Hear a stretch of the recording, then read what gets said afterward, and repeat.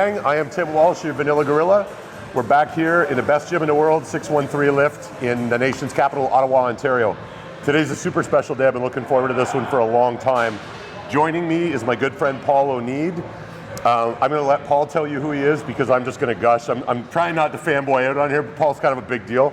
And I'm very fortunate to call him my friend, but he's also one of the best strength coaches in the country. So I'm going to turn the floor over to Paul, and then I'll steal the spotlight for one more second, and then we're going to follow Paul through his warm-up before we start deadlifting. We're doing a full pull routine. It's going to be a little bit different than the way I would normally do a pull routine, partly because Paul's basically going to be in the driver's seat for this one, but also the exercise selection will be a little bit different. This will be sort of a melding of the minds between purist powerlifting and strength coaching and a little bit of bodybuilding flavor. But like I said, Paul's going to be in the driver's seat. Tell him who you are. So I'm Paul Oneid. I own and operate Master Athletic Performance. I'm also an educator for Coaches Corner University. I've been a strength coach for about 17 years now, both at the amateur level, collegiate level, professional level, and now private sector. I would say my area of expertise would be functional rehabilitation, and then blending that in with strength and conditioning. So bridging the gap between injury, rehabilitation and prevention, and then return to sport. Today what we're going to do is we're going to do a deadlift workout. I'm about 7 weeks out from my next competition. So yeah, this will be a heavy triple on the deadlift and then some assistance work to build up the musculature that supports the deadlift. I guess I should introduce like where you can find me on Instagram. Yes, please. At Paul Oneid, P-A-U-L-O-N-E-I-D, or at Master Athletic Performance, or at Coaches Corner U. Right in here somewhere? Yeah. Magically. All right, so for me personally, I'm pretty old and banged up and broken from a bunch of bad decision making over the 20 plus years of my competitive bodybuilding career. So there's a couple of opportunities, not only for you, but for me, to learn to how to go down the path of repairing what I've broken and hopefully get back to the performance levels of yesteryear for me. So hip mobility and stability are both opportunities for me. So I'm gonna piggyback along through Paul's warm-up, the things that he does to get the musculature most involved in deadlifting, to get it primed and ready to move, and probably he'll keep an eye on me and identify some opportunities maybe that he'll cue in the moment. We'll see how badly broken I am. Yeah, so it's important to remember that for powerlifting, rigidity is the key. So rigidity through the torso, so proximal stability, so that we can be mobile in our extremities. So what we're gonna do is we're gonna start off with a few core strengthening and integration drills, followed by some thoracic mobility drills, also involving the core. So what we're gonna do essentially is integration of that core musculature within movements of the extremities. We're gonna do a little bit of hip stability stuff, get us moving through space, and as we do that, we'll be doing our warm-up sets on the deadlift in an escalating fashion. So as we go through a circuit of the warm-up, we'll do a warm-up set, another circuit of the warm-up, and then an escalating warm-up set, so that we're not wasting time rolling around on the ground and things like that. We're actually getting our workout started. Plus, as we do those escalating warm-up sets, we'll see where we're tight or where we're inhibited or where we're having issues, and then we can double down on the warm-ups in those areas to help prepare us for our heavier sets. Like I said, today is only one working set, so you have one opportunity to make it work, and then you're moving on to your assistance. All right, let's do this. We'll see you back here in 2 and 2. It's gonna be 2 different Palloff press rotations. So we're gonna try and stabilize hips, rotate through exclusively T-spine. Okay. On the first one, you're gonna have your back leg locked, this leg bent. As we rotate away, you're gonna pull with this adductor, squeeze with this oblique, okay, and this lat. So that, okay? So we're here, out, so I'm stabilizing now here, pulling here, and then. Okay, I got you.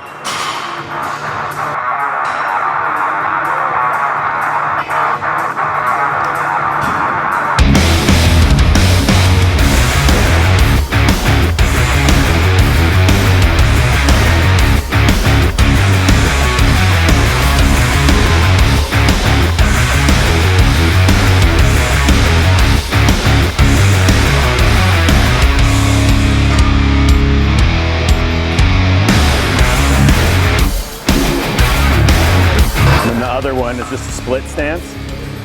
So same thing. You're in a split stance with this one. You're actively pulling adductor back, glute forward. Okay. And then that same focus on the rotation.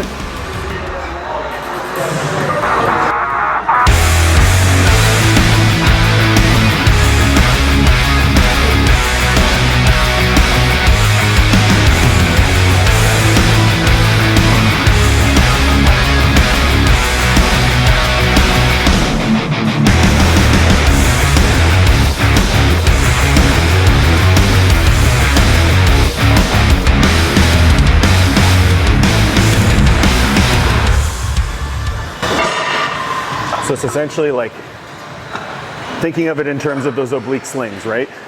So adductor and oblique working together. Okay. So I'm pulling in here. Pull that adductor, this glutes on as hard as you can. Okay. And then this lat? This lat, yeah. Keep those hips perfectly square. Good. Just like 10 or 12 or? I did 8. 8?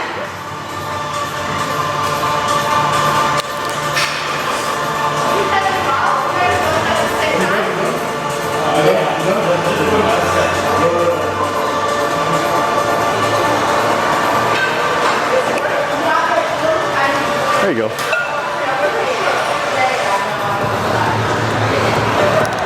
The split stance one's a little bit tougher. I might go a little closer, take a little tension off. So try and sit into that lunge a little bit. Pull your knee to your midline to internally rotate the back hip. Okay. Now. And then I'm pulling this guy back? Yeah. So the hips stay positioned. You're pulling this adductor in and rotate through. Oh, that is tough. Yeah. Good. Knee towards midline, internally rotate back hip. So you're trying to feel this sensation. Okay. Holy fuck. That's tough. Yeah.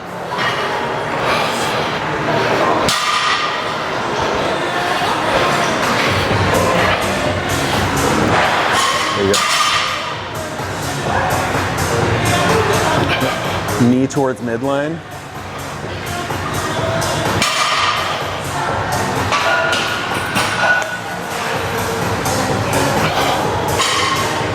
Squeeze back glute.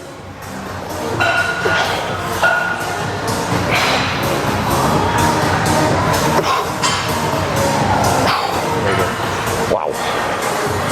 So that's when we get into the conversation of how much of our hip mobility is related to how we stabilize our core. Okay. Right? And looking at, okay, well, if we're having some changes in pelvic positioning, is it actually due to glute med? Or is it due to you lost abdominal pressure so your adductors take over hip extension, which is gonna posterior tilt your pelvis and then get you out of position. The next one's gonna be a dead bug. I do them with the band around my feet. So part of my hip issues come from a lack of hip flexion strength. Okay. So I'll do it with a breath. So band around the feet in a dead bug position, one leg out. We're reaching opposite arm to the sky, not necessarily concerned with the other arm. Okay. Reaching arm to the sky, 2 breaths, and then release. Okay.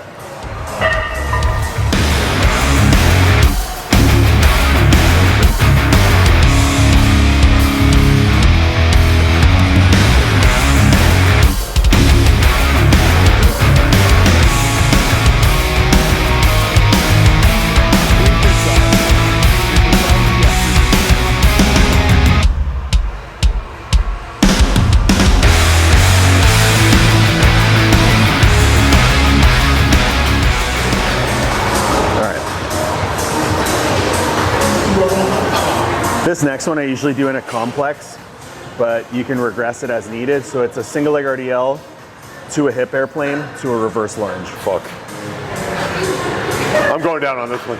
Well, I would just hold a rack. Yeah, okay. So just do the hip airplanes on their own, and then the single leg RDL on its own, and then and then I also include like a high knee stance in between the reps. Okay. For me, again, hip flexion.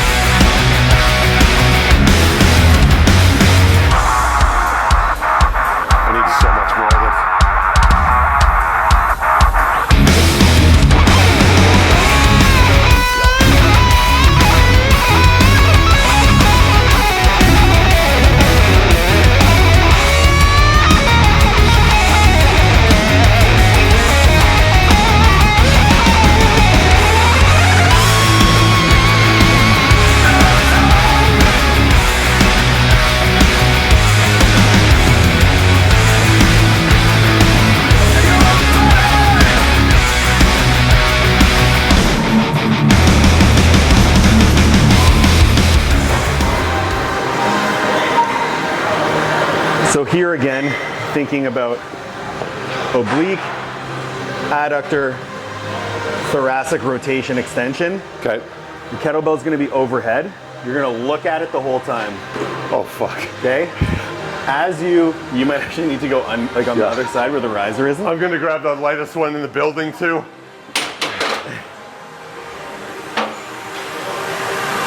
So you're going to be overhead. You're going to be looking at that kettlebell. As you hinge back, you're going to rotate, and you're just going to let this opposite hand slide down your leg as low as you can, and then come back up. Okay. So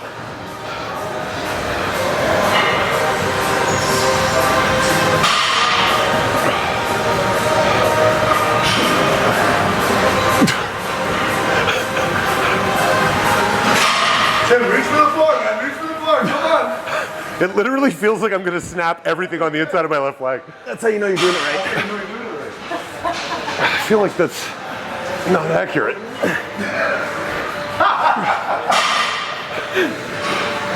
Maybe zoom in more on Paul. We'll just save this for blooper cut. Make sure you get those big shots on camera, eh? Those are definitely a little bit. I don't even know if I can. They're actually mine. Like this, is it weird that right here feels like guitar string that's about to snap? Like at this point, like it's wound so tight on the inside of my. So you're going to want to open that chest towards me as you go, right? So Okay, so if I've got this arm up. bend your knees a little bit, just a little bit. Yep. There you go.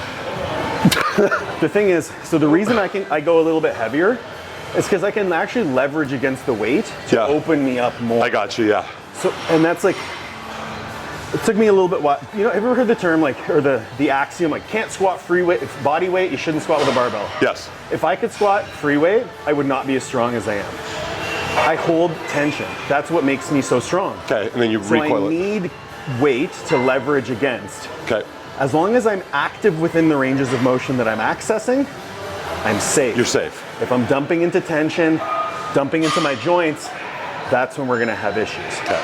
So an exercise like this, we leverage against the load to open up that thoracic spine, get us an extension and rotation while stabilizing core, which is exactly what we're trying to do in the deadlift. Okay.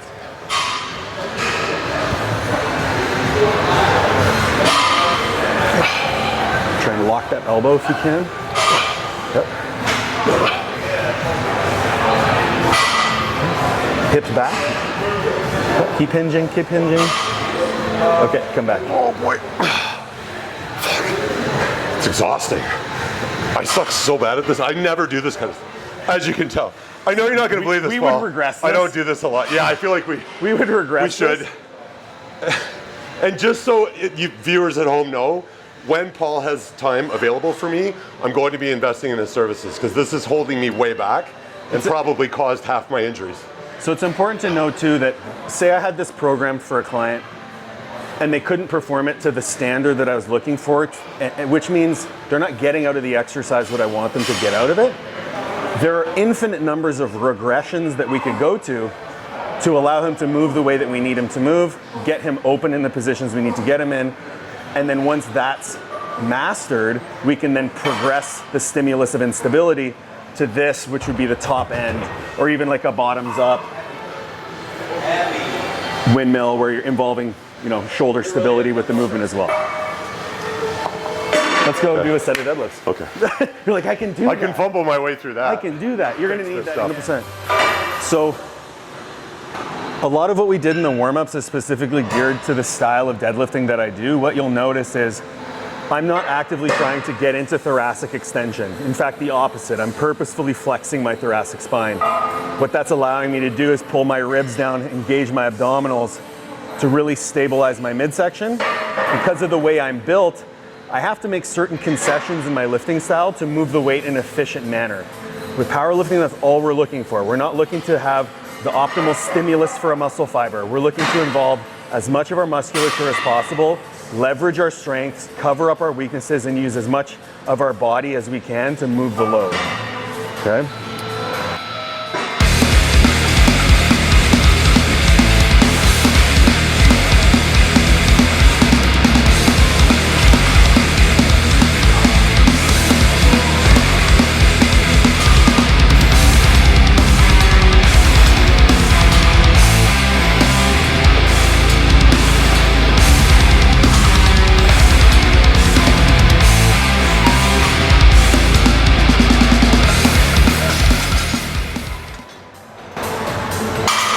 Full mixed grip? Yeah.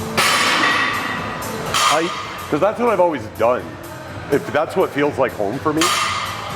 The only risk you run with mixed grip is if you do lack like external rotation on that side, you're going to put yourself at risk of like biceps tear. Yeah, and I've torn both. If I do any assistance hinge work, it's always with straps. So like stiff, depending if I'm doing a deficit stiff leg or a normal stiff leg, deficit I usually over under because I can't get my breath with straps. Yeah, I got you. But any RDLs or anything like that, it's always straps, double over. Okay. So I'm just gonna do these. Yeah, do what you do. Yeah, I'm just gonna do what I do. Cue you through the lift. When I was gonna say if you see something you don't like, but when you see something you don't like.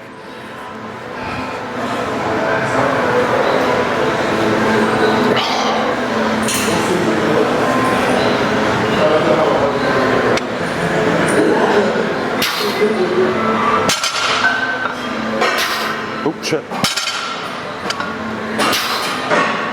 Keep those arms as long as you can.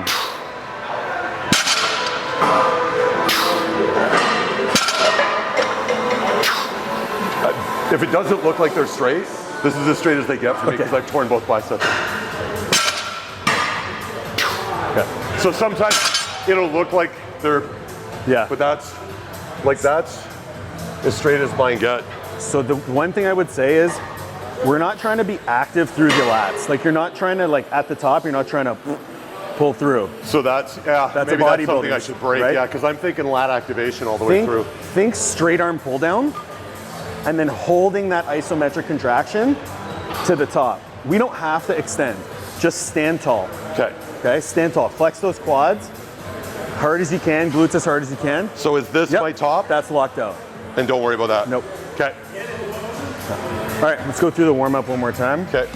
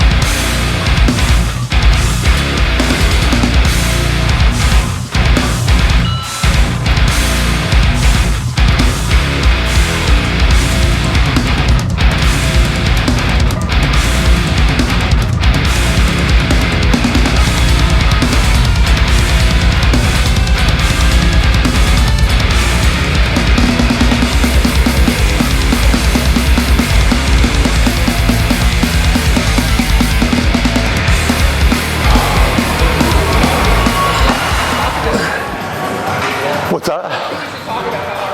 This is exhausting. Well, I shouldn't say exhausting, but it's so challenging to do the things that I should be doing all the time, and this is such an eye-opener.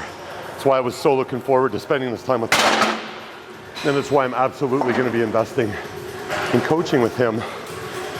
Not because I'm switching over from bodybuilding to powerlifting, obviously, but to learn the proper way to strengthen and stabilize not only my hips, but I could really use them for my shoulders.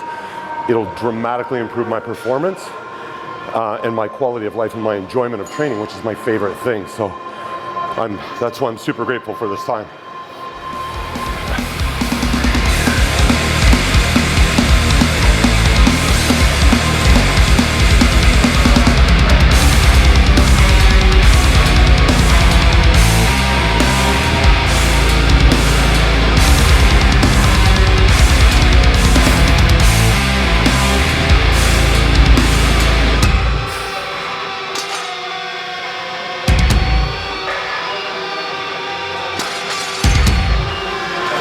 So one thing I would do is I would get a little closer to the bar.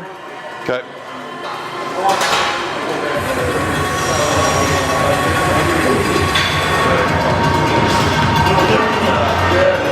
Okay. Reach those arms long and try and kind of feel your lats pack onto one another. Okay. Like you're trying to reach towards your feet as hard as you can. Brace your abs and hinge back. And that's the sensation that you want to feel as you try to break the bar off the floor. Okay. So reach arms long. Lats on. Good. push your head away from your feet.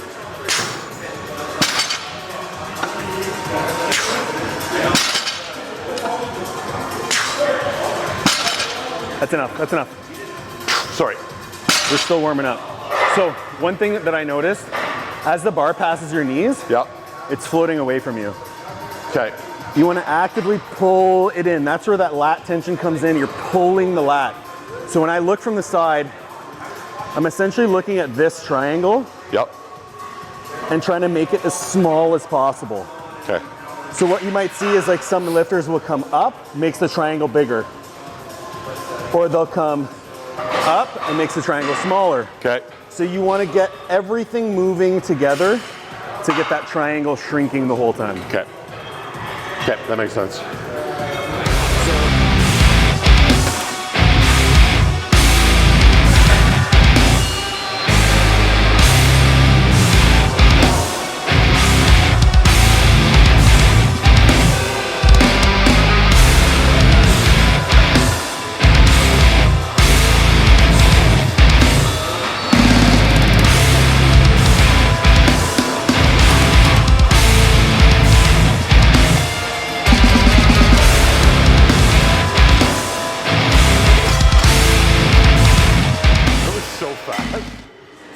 That's another difference too, like we're not trying to use our warm-ups for anything other than like get turned on neurologically. Okay.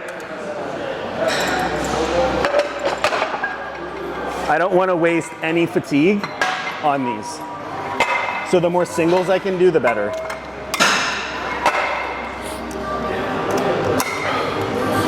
So like first warm-up was 5 reps. Then 3, and then I'll just do singles all the way up. Okay. And then once, so if you're looking for, is there just a moment where, and I guess you've got predetermined numbers in your mind, but the way, so for me, let's say you weren't here and you had just written this out on paper, would I keep going up singles like I'm gonna do right here, and then when I find a single where I go, okay, if I was to, either that for 3 would be really hard, or if I put 10 kilos aside, that would probably be a pretty tough 3. I just kind of make an educated guess and go for it. Okay. Yeah. So you use these kind of like gauges of your preparedness for that day. Yeah. If you want to get super fancy, you get a tendo unit and measure bar speed and see how that's going to go. Okay. But we rely heavily on perception because when we get to a competition, your attempt selection, you have an attempt selection in your mind of like I want to hit X. Yeah. But if X isn't there, you need to be able to make educated assumptions on it felt this hard. That means I have X amount left in the tank. I have 2 more attempts. What should I do? So what I'm essentially doing now is I have a set progression in my head of I want to hit this for a triple this week, this for a double next week, this for a double the week after, and then singles, whatever it might be. Okay. But if that's not there, I still need to make an educated guess on, okay, maybe my plan isn't there, but 5 kilos less might be. Could be, okay. Right. That makes sense.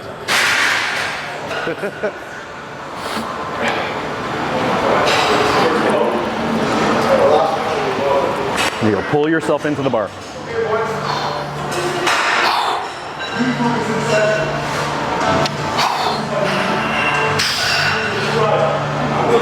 There you go. Good. Done. That felt pretty good. Felt better than the previous one.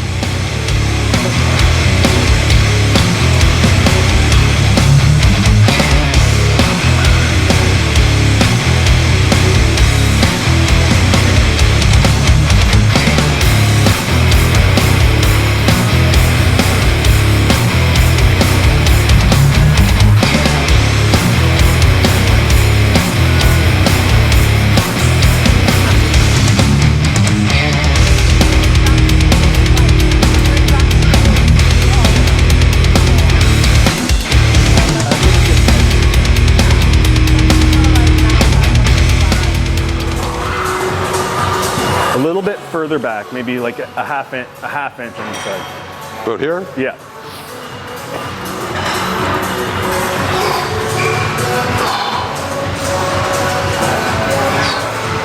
Big breath, lats on. Push the floor away. Sorry, I did the kick thing again. It's okay, stop. How'd that look? It's fine. I don't know how far back I started doing that. Probably the first Probably the first time I ever deadlifted. The only thing is, as you're setting up, you're trying to sit really low to make up for the fact that you haven't pulled your lats all the way on. Okay. So you're like, oh, if I sit really low, I can get my legs involved. But the more you push forward, the more you see this. So I'm sacrificing hinge. Yeah, because so you want to stay, you want the knees to be over the bar, yeah. but you want to be in a position where you can still engage lats. If, Okay. if I'm here,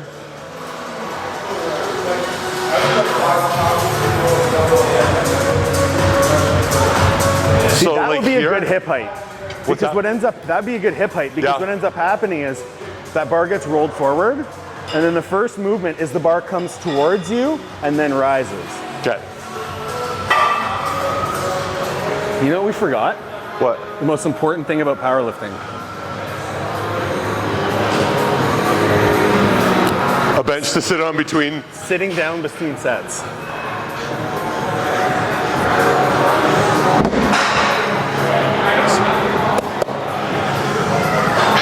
This is powerlifting. Okay, so this is, Yeah, the number one thing that you guys need to know about powerlifting is you need a place to sit down. It should be firm. Knees bent no more than 90, right? Because you don't want to turn your hip flexors on too much and, Right. and really torque your lower back. If there's a back to the chair, even better, so you can slouch. okay, And then I you're got you. really- So I've wasted a lot of unnecessary energy walking around like an idiot. I could Right. have been sitting. Energy conservation is the name of the game. I got some chicken wings in my gym bag. Should we? Do you actually is that have a chicken thing? wings? Oh, God. I love that you asked. Is Dude, I wouldn't put that a it fat past you. reference?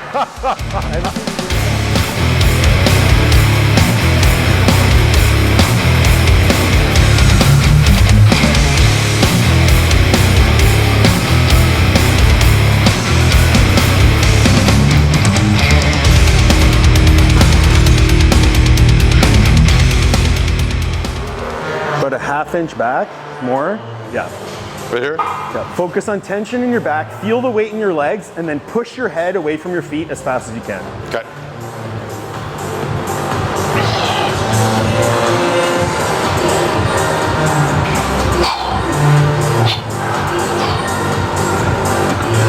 There it is. Lats, chest all good. Good. That moved. That felt pretty good. That moved really well. That's 375. 375? I'll take that. So, so far this is wildly educational like I expected it to be, but it's funny how the last week was the first time I had deadlifted in, I think, over 2 calendar years.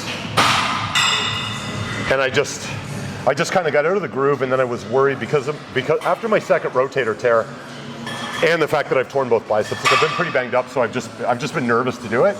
And every week would come, and I'd be writing my programming, and on a back day I think, okay, maybe I'll just throw some light deadlifts in there. And that was the thing I didn't want to do, was light deadlifts. I was never a brutally powerful athlete in my life, but there was a time where I could pull over 600 pretty much any day of the week. And now that's far, far, far away from my capabilities. So I think there was a little bit of fearfulness that maybe I would re-injure something. And also I was just like, you know what? That's so far removed from me that maybe I can't get back there.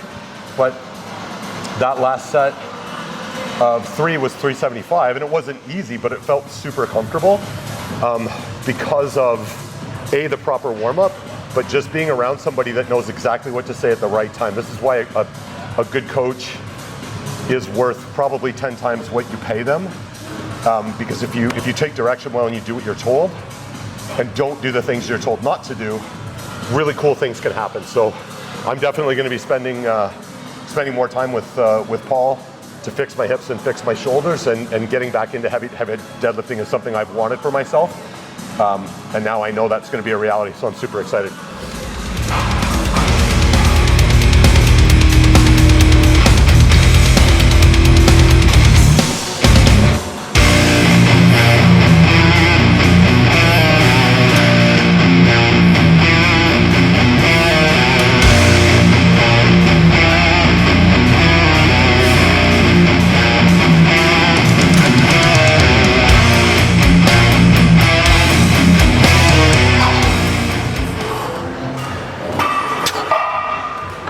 right, lots of legs. Good. Push, push, push, push, push. Good. That was easier than the last one. Yeah, that shit's no joke. So one thing that Tim wanted us to discuss is the barbell that we were actually using for the deadlift was a competition deadlift bar. It's called a Texas Strength deadlift bar. The difference between competition barbells, it's minute, but once you get up to the heavier loads that are lifted by competitive athletes, it does start to make a difference, most notably in the flex of the bar and the diameter of the bar. So you'll notice this first bar, it's a little bit longer than a typical power bar that you see in a gym. It's also a fatter diameter. It's much, much stiffer, and there's more collar to load plates. So what the larger width of the barbell allows bigger lifters to place their hands a bit wider to accommodate less than ideal shoulder mobility. But the additional knurling is also going to provide better grip on the back. So the other thing is, because it's a thicker diameter, it's not going to flex as much. So you're much more stable under the load.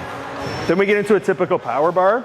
A competition power bar is actually going to be stiffer than a gym bar, but it's the exact same specifications, same width, same knurling, same rings. This one is standardized to 20 kilos because in competition we lift using the metric system. Then we're going to go to a deadlift bar. A deadlift bar, the same length as the squat bar. Again, a longer collar to load plates on. It's a narrower diameter, which is going to make it easier to grip. And it also has more flex. More flex to the bar allows it to have a more natural force curve. If you're deadlifting with a stiff bar, all the plates will rise at the same time because there's no flex in the bar.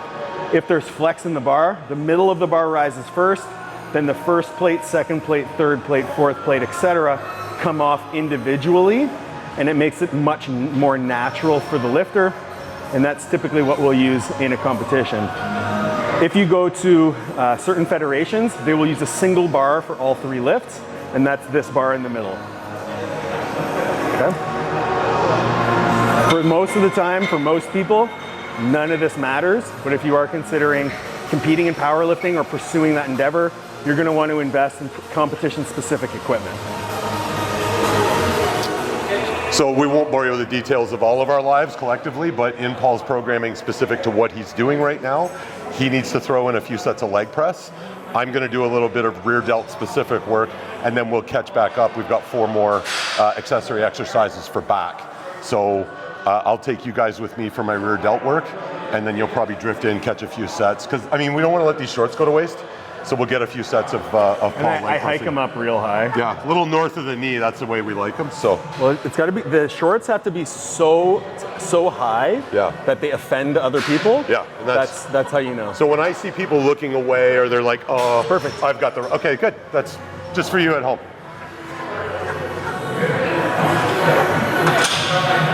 Oh my God, I would have died.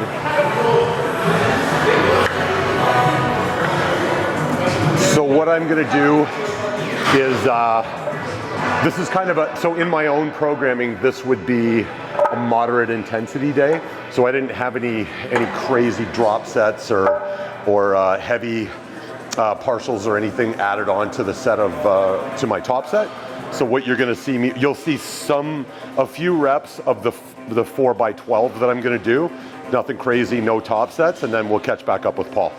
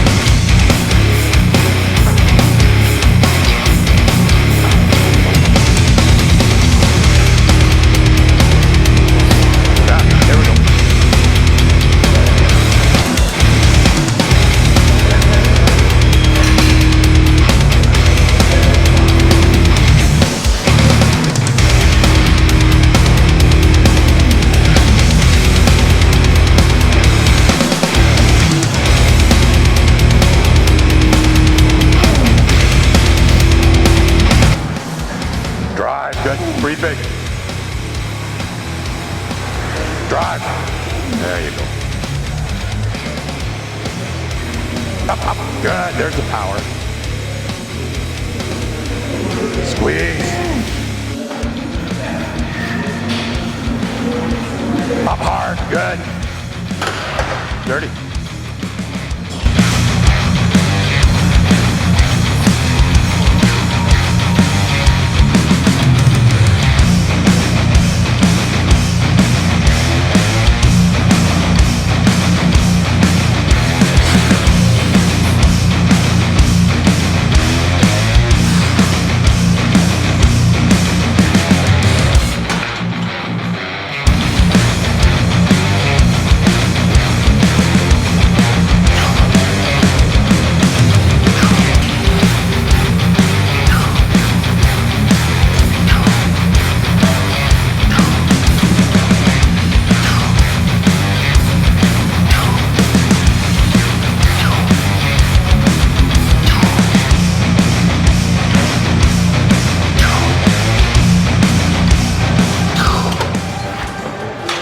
So what are you visualizing here when you're I'm trying to think about if there was a string attached from my elbow to my piriformis. I'm just trying to draw that. That's my target, and I'm trying to keep my mind within the fascia of my lat, and I'm visualizing that stretch. And then as soon as I get to the moment where if I wanted any more, if I wanted my hand to go any higher, I'd have to start doing weird shit in my shoulder. As soon as I feel like I'm at the maximum lat stretch, I immediately start to reverse that energy and draw my elbow down. And I want to somewhat overdo the stretch, like get the most out of it, and then I want to overdo the contraction. So actually, the day that we were all training down at Elite FTS, John was, he was sort of verbalizing what Dave Tate summed up, because he just was getting frustrated. He's like, John, you're taking too long. He goes, listen, there's two moments that matter in any hypertrophy exercise, the stretch and the squeeze. He goes, get the most out of the stretch and then fucking crush the contraction. What happens in between, as long as it's under control, is relatively inconsequential. So overdo the stretch and then drive it in and nail that contraction. And he's like, you don't have to hit it and hold it all day, but make sure that you, at least there was a moment where you were in full contraction where I could take a snapshot of it. And then think of it as 8 or 10 or 12, whatever your rep count is, 8 or 10 or 12 separate events where it's big stretch, nail the contraction. And then it's like a wave rolling in and off the shore. And then, so unless I don't tinker around with that unless I'm doing something specific to elevate time under tension, but it's just that visualization of the wave rolling out and then coming back in for the contraction, then it rolls back out, and you just keep your mind in here. Yeah.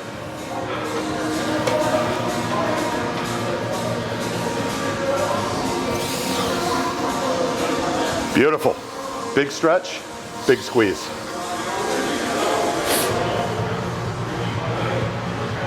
Am I squeezing my lats as hard as I can? Feel good? My mid-back takes over everything. Really? I'll just rhomboid everything. So when I'm doing it, that's why I jack it all the way down, so I can pin my knees under, engage my abs as hard as I can, so that I can't get into that position. So when you get, let me ask you this, when you get to the bottom of your movement, does that feel, like do you feel you're at full control? Because that's all that really matters. I mean, to the best of my understanding, as long as you've got full lat contraction, however you articulate your upper body to make that happen, we're good. Like if it feels right, it's right. Yeah, so for me, I also look at like, I want to maintain internal rotation of my shoulder. Even though I'm in an externally rotated position, I want to be protracted, because that's where the lat's going to be. As soon as I try to retract my shoulder, I get zero lat. Really? So I'm trying to stay in this position, like this protracted position, and now I can feel my lats on. As soon as I go like this, they're gone. So I can get I guess the best way to articulate what I feel when I'm doing this specific exercise, I've got 100% lat activation all the way through, but I am conscious and on purpose, I'm getting some mid-back, where if I left it, I could articulate, my T-spine could be in the exact same position. I've got a good lat contraction here, but because of my bodybuilding mentality, if I can get all these guys to get involved at the bottom of the movement and not lose anything here, my brain wants that, because I want as much, like when I hit a back double bicep or a back lat spread, I want as much, I want everybody popping. So now this is over 25 years. Yeah. that I've learned to have, I can make all that happen without sacrificing any lat activation. Like I can train my delts and feel my delts. I can train my pecs and feel my pecs. Yeah.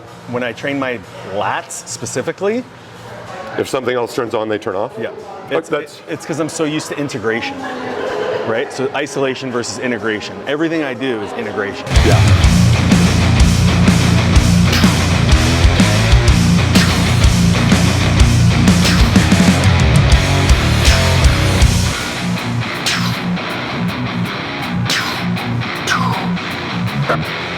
There you go.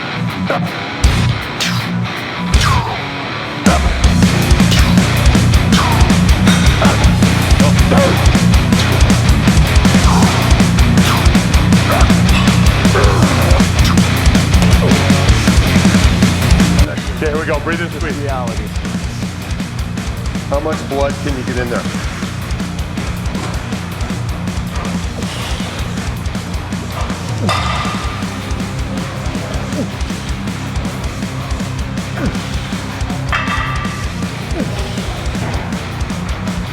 There you go. Stretch it and squeeze it.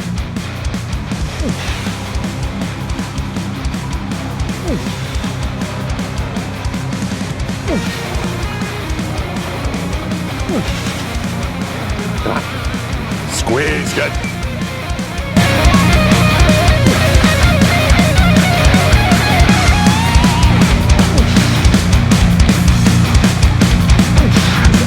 Good job. Good. Well done, son.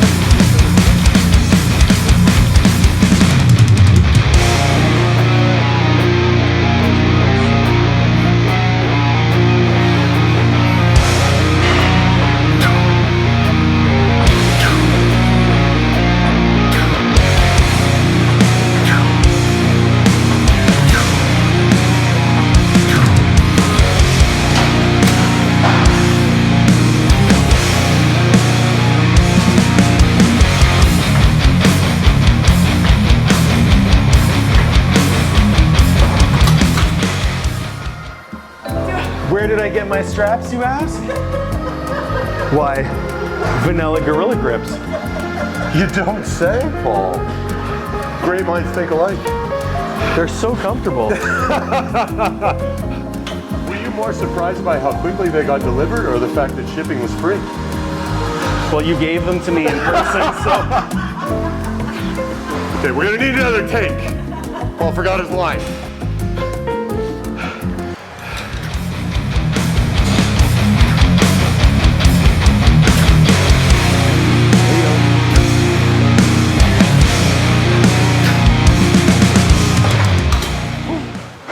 So is your mentality here, like I'm assuming, is this your top load? Yeah. You're just gonna get as many quality as you can and then back off from that? Yeah. Okay.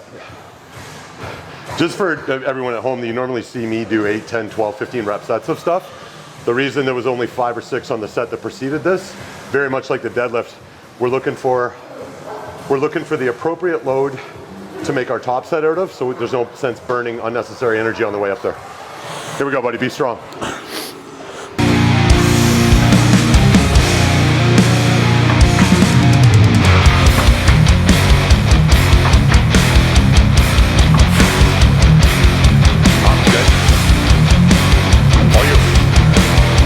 That's all you. Up, up. Good. Come on. Nice. Hold on, son. Oh, re-wrapping is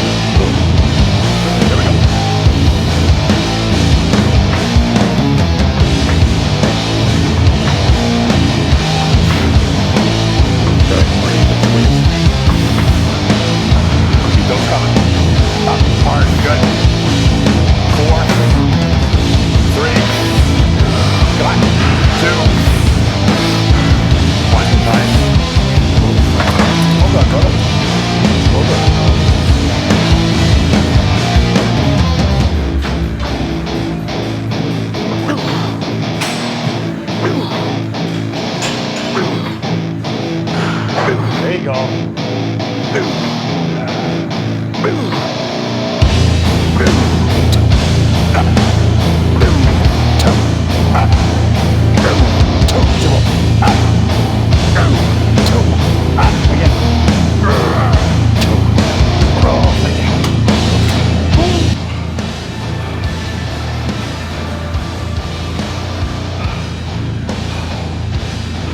man. Good to see you. How's it going? Ditto. Put a couple miles on there for me, will you? Love you, brother.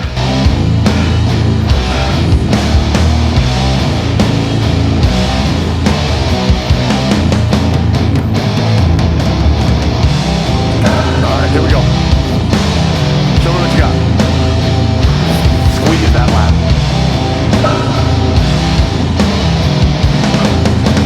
Breathe, squeeze, keep those coming. Keep chopping away.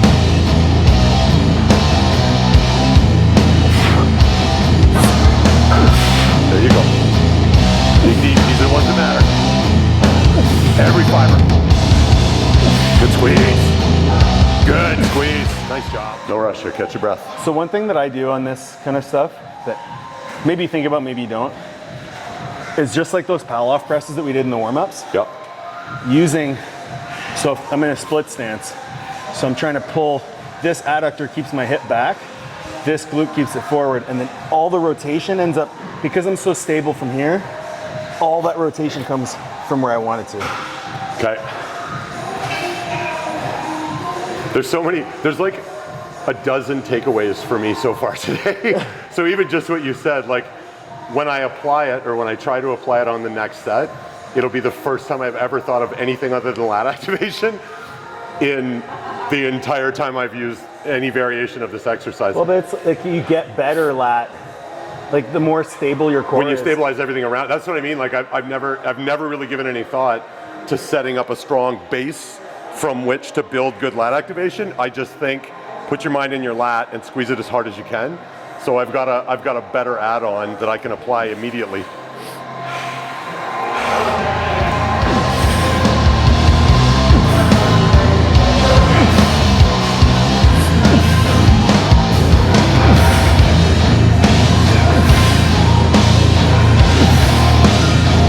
Big squeeze, keep those coming. Up, good. Gotta have 3.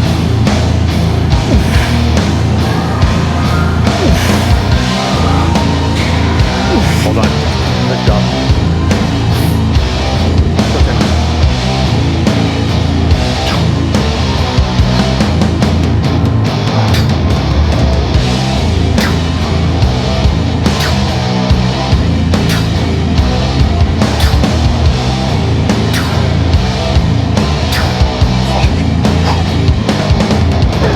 That's it. Come on.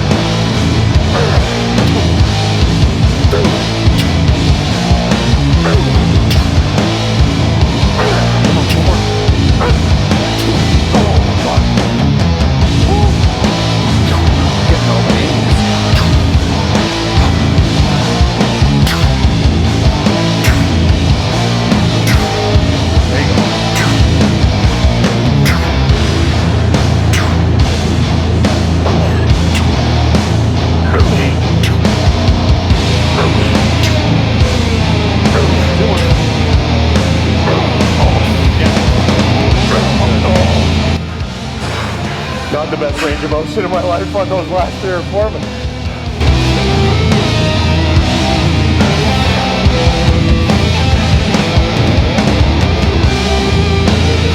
There you go, get your rest.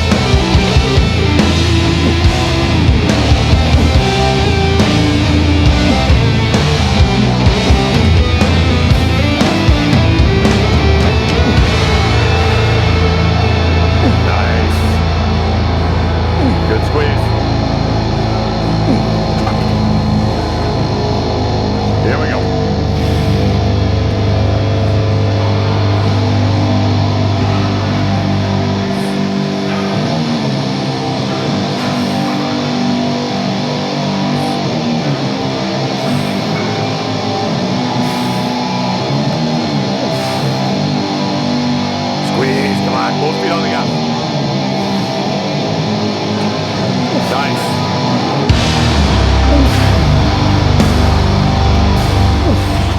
Stop.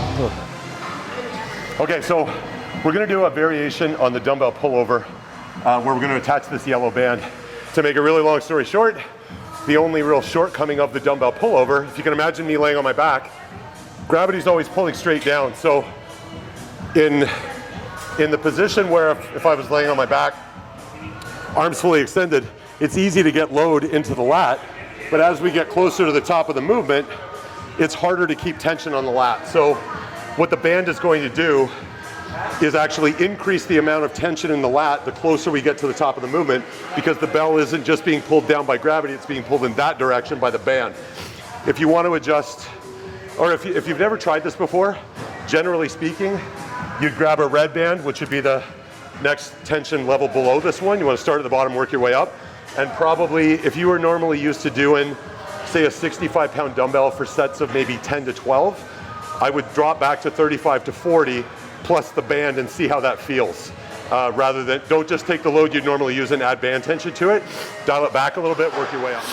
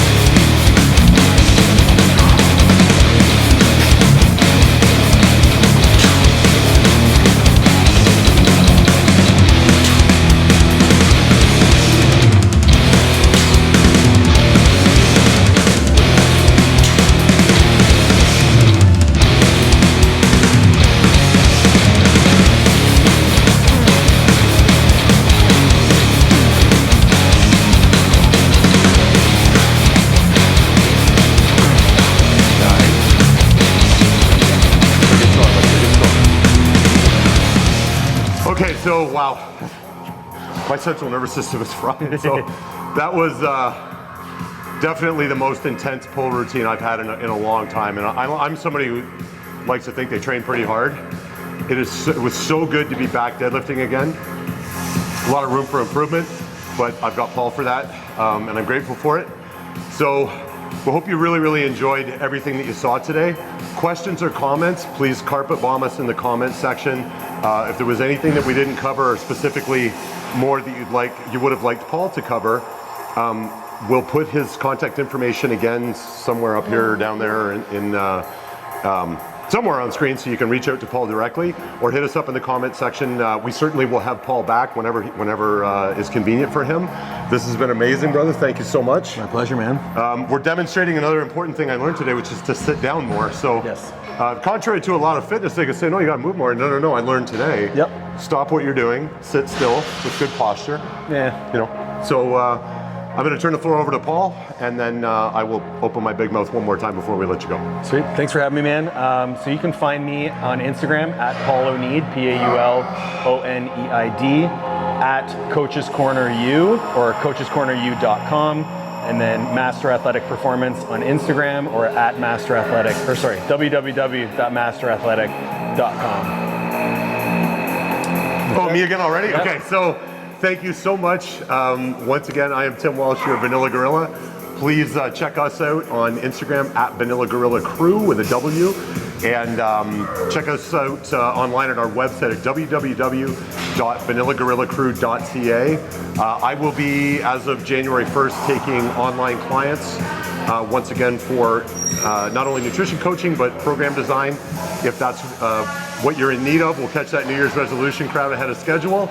If you have any questions or comments, we're always open to suggestions. And thank you so much for joining us. Why did you specify crew with a W? How else would you spell crew? Motley Crew. You're the only one who would think that. Oh, okay. You know what? If there's any Motley Crue fans out there, please hit me up in the comment section below. Back me up. There's more than one way to spell crew, is my point. Welcome to the jungle.